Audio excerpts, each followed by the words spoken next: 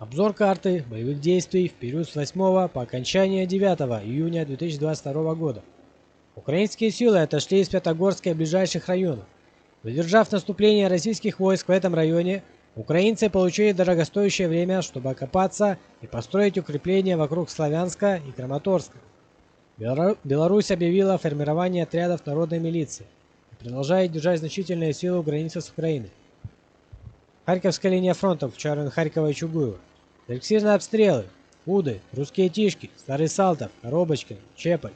В Харьковской области никаких изменений не произошло. Продолжаются артиллерийские дуэли. Район Северского Донца, включая Славянск, Краматорск и Бахмут. Фиксированные обстрелы. Дебровна, Карулька, Тьяновка, Пришев, Краматорск. Славянское направление. Российская армия начала строить укрепления в районе Изюма на фоне опасений украинской контратаки на город. Украинские войска отбили атаки наступающих на Богородничее и Долгенькое, что севернее Славянска. Российские подразделения вышли на северную окраину долины, бои продолжаются. Украинские силы за ночь отошли из Святогорска и, скорее всего, из Студенки. Российские войска вследствие вошли в Святогорск и заняли город. Российские источники утверждают, что российские силы форсировали Северский Донец под Святогорском и заняли Татьяновку. Однако подтверждений недостаточно и нет никаких визуальных доказательств. Ситуация в Щуровом, Старом Караване и Брусовке неизвестна. Бахмутское направление. Российские войска вышли на восточную окраину поселка Роты. Лисичанский район боевых действий, включая окрестности Лисичанска и Северодонецка.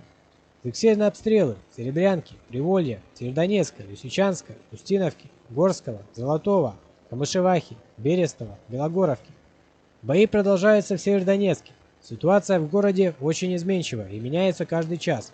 Украинские войска отбили атаки на Ташковку и Устиновку. Российские войска атаковали украинские позиции в Берестовом, продвижений не наблюдается.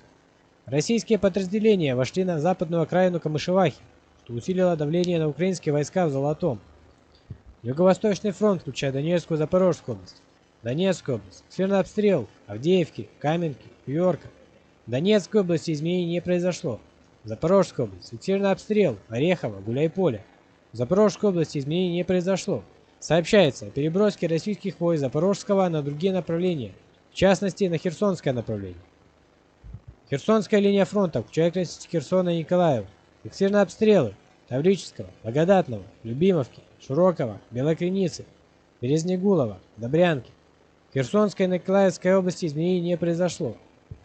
На этом все. Подписывайтесь на канал, оценивайте видео, поддерживайте на платформе Patreon по ссылке в описании и мирного неба над головой.